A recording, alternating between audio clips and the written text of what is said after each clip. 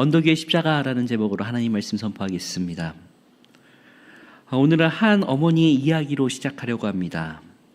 한 어머니가 고된 일과를 마치고 돌아온 어머니 눈에 사춘기가 막 지나고 있는 아들의 방에 왔습니다. 그런데 아들 방 위에 어떤 종이들이 있었냐 하면은 사진 한 장 띄워주십시오. 흩어진 종이 조각들이 막 있었습니다. 그런데 그것을 자세히 보니까는 그것이 갈갈이 찢기고 구겨진 교회의 전도지들이었습니다. 사춘기에 접어들면서 이 아이가 신앙이 점점 냉소한 모습으로 보이고 있었기 때문에 어머니의 마음은 매우 무너져 있었고 무거웠습니다. 어떻게 교회 전도지를 이렇게 짓밟을 수 있을까? 이렇게 찢을 수 있을까?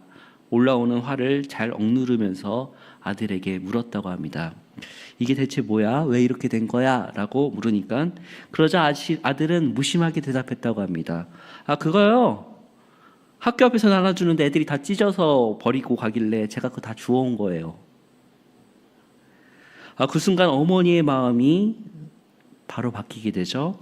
겉으로 보기에는 아들은 전도지를 훼손한 불신자처럼 보였는데 알고 보니까 실상은 버려진 복음을 하나하나 가슴에 품고 되돌아온 회복자, 그 남은 자였다라는 것입니다. 우리가 이게 얼마나 이 글은 중독센터 이경주 대표님의 그 글 중에서 오늘 가지고 온 건데요. 이 모습을 잠깐의 모습을 보지만 우리가 얼마나 내가 생각하고 있는 모습으로 얼마나 판단하고 살아갑니까? 그리고 그러면서 얼마나 그 본질을 놓치며 살아갑니까? 인류 역사상 가장 크게 오해받은 장면이 있었습니다. 그것은 바로 골고다의 언덕 위에 세워진 십자가였습니다. 그날 사람들의 눈에 비친 것은 명백한 실패였습니다.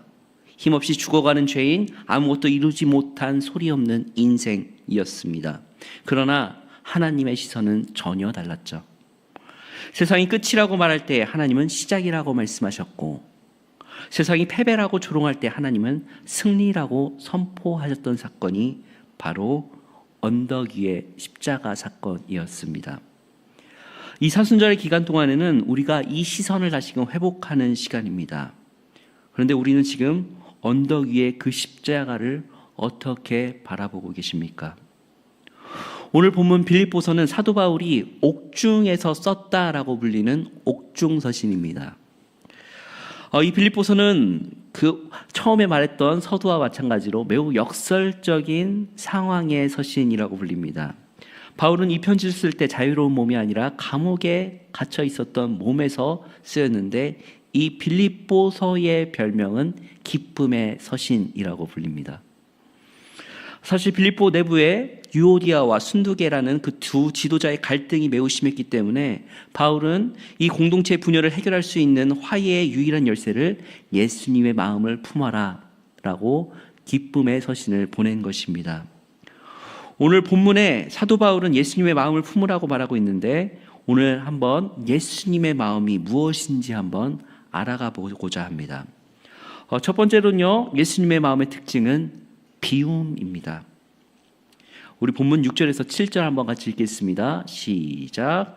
그는 근본 하나님의 본체시나 하나님과 동등됨을 취할 것으로 여기지 아니하시고 오히려 자기를 비워 종의 형체를 가지사 사람들과 같이 되셨고 아멘.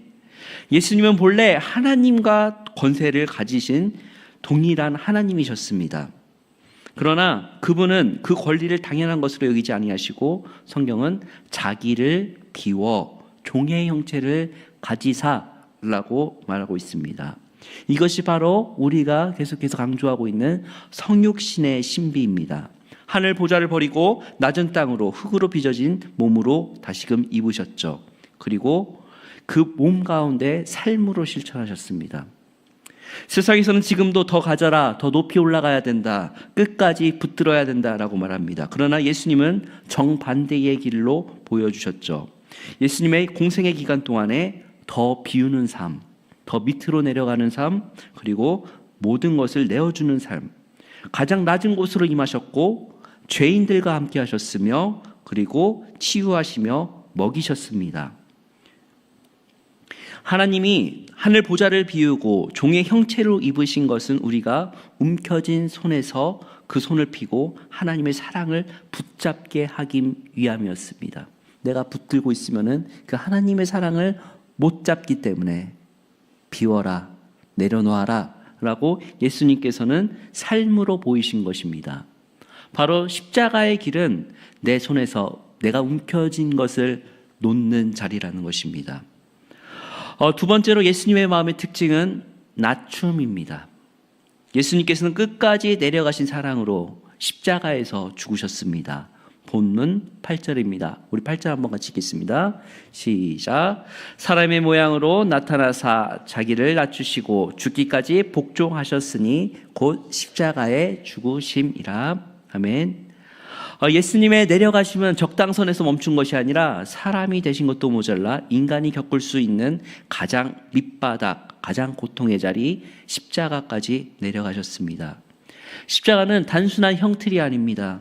그것은 철저한 외면이며 가장 낮은 자리입니다.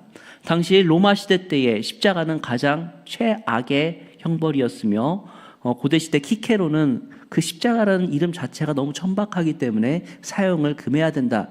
시민 의식 있는 로마 시민은 그 말을 하지 말아야 된다라고까지 말을 했습니다.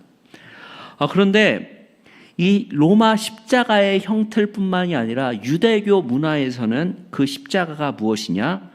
하나님께 저주받은 자라는 상징이라는 것이죠. 신명기 21장 23절에는 하나님께 저주받은 자는 나무에 매달린다 라고 쓰여져 있습니다. 그래서 바울은 이 부분을 명확하게 하면서 갈라디아서에서는 이 부분을 이렇게 설명하고 있습니다. 갈라디아서 3장 13절입니다. 시작. 그리스도께서 우리를 위하여 저주를 받은 바 되사 율법의 저주에서 우리를 속량하셨으니 기록된 바 나무에 달린 자마다 저주 아래에 있는 자라 하였음이라. 아멘. 이 십자가라는 것이 우리의 삶 가운데 있어서 또 기독교 안에서 참 신비라는 것입니다. 예수님은 저주받을 짓을 해가지고 나무에 달린 것이 아니라 우리가 받아야 될 저주 대신 그 저주를 짊어지시기 위하여 스스로 십자가를 선택하셨습니다.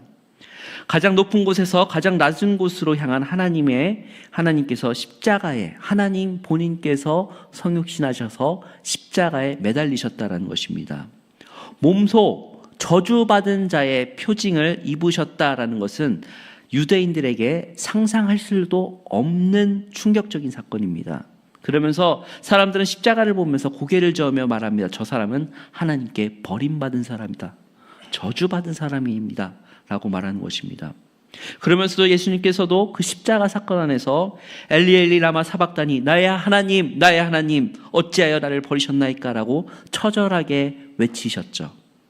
이것은 단순한 육체의 고통을 비명이 아니라 하나님께로부터 철저히 끊어지고 버림받고 저주받은 그 단절의 관계에서 생긴 대속의 울부짖음이었습니다.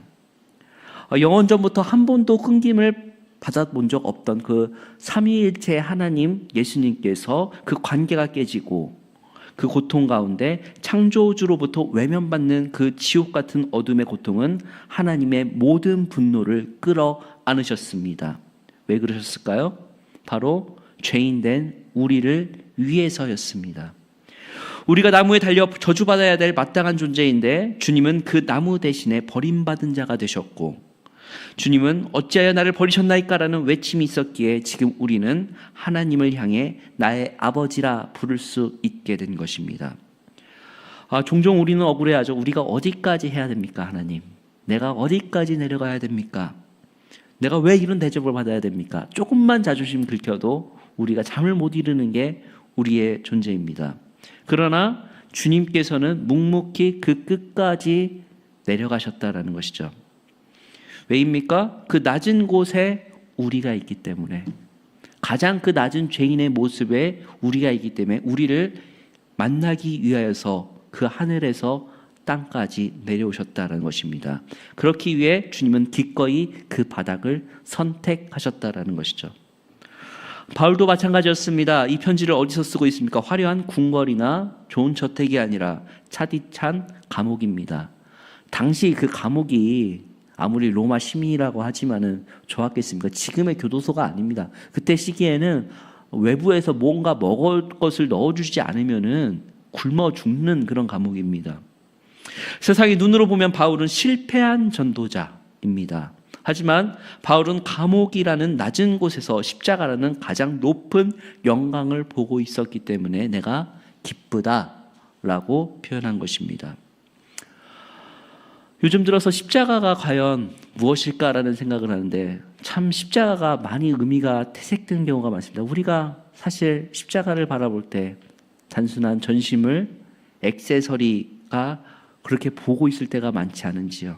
그러나 십자가는 구경하는 전시물이 아니라 십자가는 우리가 세상을 다시금 볼 수 있게 하는 기독교인의 안경이라는 것이죠. 세상이 무기력하다고 조롱하는 그 자리가 사실은 죄의 권세가 가장 강력하게 깨지는 하나님의 승리의 현장이었다라는 것이죠. 여러분이 겪고 있는 이 고난의 낮아짐과 자리는 그 실패가 아니라 하나님께서 일하시는 바로 거룩한 통로, 그래서 십자가를 지고 간다라는 것은 내가 하나님과 같이 걸어가는 거룩한 통로라는 것입니다. 십자가의 사건이 있고 나자 하나님께서는 예수님을 어떻게 하십니까? 오늘 본문 9절에서 11절입니다. 한번 같이 읽겠습니다. 시작. 이러므로 하나님이 그를 지극히 높여 모든 이름 위에 뛰어난 이름을 주사 하늘에 있는 자들과 땅에 있는 자들과 땅 아래에 있는 자들로 모든 무릎을 예수의 이름에 꿇게 하시고 모든 입으로 예수 그리스도를 주라 시인하여 하나님 아버지께 영광을 돌리게 하셨느니라. 아멘. 예수님은 스스로 높이신 것이 아닙니다. 그런데 오늘 본문에 이러므로 라고 시작을 하죠.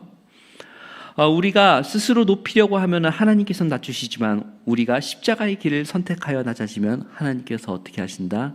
높이신다라는 것을 오늘 본문에서 볼 수 있습니다. 성경에서 보면 가장 놀라운 단어가 무엇이냐면 이러므로라는 단어입니다. 여기서는 말하는 것은 높아짐의 조건이 바로 무엇이냐라고 할 때 바로 우리가 낮아져야 할 때 반대로 높아진다라는 것을 말하고 있죠. 세상의 논리는 올라가야 인정받는다라고 하지만은 하나님의 논리는 내려가야 내가 높인다라고 말씀하고 계십니다. 내가 크고자 하느냐? 그러면 내가 섬겨라 라고 예수님께서 하신 말씀처럼 십자가의 사건은 철저하게 낮아짐을 통하여 하나님의 일을 이루셨고 하나님께 영광이 되신 가장 높은 자리로 가신 찬란한 사건이었습니다. 십자가는 철저한 죽음이 있었기 때문에 부활의 영광이 있었고 자기 비움 뒤에 만물을 다스리는 이름이 주어졌습니다. 그리고 이것이 우리가 믿는 복음의 역설이다라는 것입니다. 세상의 방식은 자기를 높이고 내가 드러나야 된다라고 말을 하지만 십자가의 방식은 철저한 자기 부인입니다. 내가 죽을 때 그리스도가 사시고 내가 낮아질 때 하나님께서 높이신다라는 것이죠.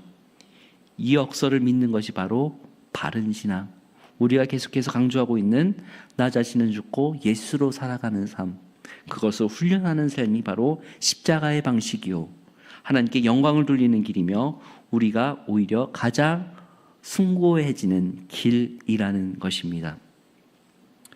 사랑하는 우리 일신의 성도 여러분, 저는 오늘 제목을 언덕 위의 십자가라고 했습니다. 왜 하필 언덕 위일까요? 언덕 위에 세워졌다라는 것은 모든 사람들이 볼 수 있게끔 조롱의 장치로 일부러 거기다 세운 것입니다. 갈보리산 위에 괜히 거기다 세운 것이 아니라 그 십자가를 모든 사람들이 보면서 잘못을 하면 이렇게 치욕을 당한다라고 불리는 그 장소가 바로 그 골고다 언덕인 것입니다. 하지만 역설적이게도 그 언덕은 가장 낮은 곳으로 임하신 하나님이 세상을 향하여 세우신 가장 큰 사랑의 깃발의 전초지가 되었죠. 사람들은 그것을 조롱의 자리로 사용했습니다.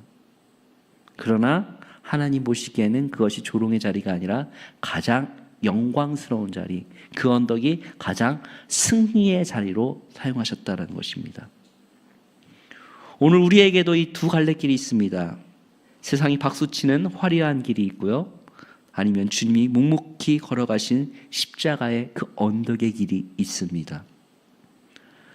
여러분들 지금 현재 사순절을 지금 우리가 보내고 있습니다. 사람들마다 자기만의 거룩한 습관을 쫓아서 나름대로의 경건 생활을 합니다. 그러나 사순절은 예수님의 고난을 그저 관람하면서 끝내는 자리가 아니라 십자가를 보는 관점을 다시금 재조명하고 내 삶 가운데 다시금 그 언덕으로서의 삶의 방향성을 수정하고 다시금 잡는 자리가 바로 사순절의 시기라는 것입니다. 십자가는 단순히 멀리서 보는 장식품이 아니라 오늘 본문 오전에는 이 혼란스러운 상황과 이 세상 가운데 우리에게 엄중하게 말씀하고 계십니다. 너희 안에 이 마음을 품으라 라고 말입니다. 어떤 마음입니까? 예수 그리스도의 마음, 낮아지고 섬기고 죽기까지 헌신하신 그 예수님의 마음 말입니다. 예수님의 고난을 슬퍼하며 눈물 흘리는 것으로 사순절을 다 보냈다고 생각하지 마십시오. 사순절은 주님의 고난을 관람하는 시간이 아니라 그분의 길을 다시금 따라가는 시간, 다시금 살펴보는 시간이라는 것입니다. 나를 증명하려고 애쓰기보다는 주님 앞에서 나를 비우셔야 되고, 대접받으려고 하기보다는 기꺼이 낮은 곳으로 내려가야 하는 것이 바로 십자가의 길입니다. 지금 우리는 어디를 바라보고 계십니까? 십자가를 향하여 어디를 바라보고 계십니까? 세상이 박수치고 있는 화려한 높은 빌딩을 바라보고 있습니까? 아니면 거칠고 험한 언덕 위에 세워진 십자가를 바라보고 계십니까? 그리고 또 한번 묻습니다. 나의 삶 가운데 나의 언덕은 어디입니까? 골고다 갈보리산은 일부러 로마인들이 수치를 겪게 하는 곳이라고 말씀드렸죠. 그러면 내 삶 가운데 가장 사람들 보기에 낮아 보이는 곳, 수치스러워 보이는 곳, 그리고 가장 별 볼 일 없어 보이는 언덕은 과연 여러분들의 어디십니까? 그 장소가 어디 있는지 오늘 우리에게 묻고 계십니다. 그 십자가를 지고 어디로 가야 된다? 그 언덕으로 가야 된다라는 것이죠. 가장 처참한 언덕이 가장 역설적이게도 모든 인류를 구원한 장소가 되었다는 것처럼 나의 삶 가운데 가장 가기 싫고 가장 부끄럽고 가장 처참한 그 장소가 내가 십자가를 지어야 될 언덕이라는 것입니다. 나를 증명하려는 그 애쓰는 마음을 내려놓고 언덕 위에 있는 십자가를 향해 올라가셔야 된다는 것이죠. 대접받으려고 하는 교만, 그것을 기꺼이 낮고 낮은 언덕으로 가야 된다는 것입니다. 언덕 위에 있는 십자가는 겉으로 볼 때는 패배의 상징이지만 그 안으로 들어가면은 결코 누릴 수 없는 생명과 부활의 문이 된다는 것입니다. 이번 사순절 오늘 나를 위하여서 돌아가신 기꺼이 저주받은 나무를 기꺼이 선택하신 그 사랑을 품고 우리도 그 십자가를 지고 걸어가시길 소망합니다. 지는 것 같으나 승리하는 것, 죽는 것 같으나 영원히 사는 그 길, 언덕 위의 십자가가 우리의 유일한 자랑이 되기를 주님의 이름으로 축복합니다. 우리 말씀 나가면서 함께 기도했으면 좋겠습니다. 첫 번째로 기도할 것은 주님, 내 안에 아직도 비우지 못한 세상의 욕심과 교만을 내려놓게 하소서라고 기도해 주십시오. 두 번째로 억울하고 낮고 낮은 자리에서 주님의 십자가를 기억하며 인내할 수 있는 언덕을 걸어가는 우리들 되게 하소서. 세 번째로 우리 교회가 세상의 성공이 아닌 십자가의 사랑을 실천하는 아름다운 일신교회 되게 하소서라고 우리 같이 합심으로 기도하겠습니다. 주여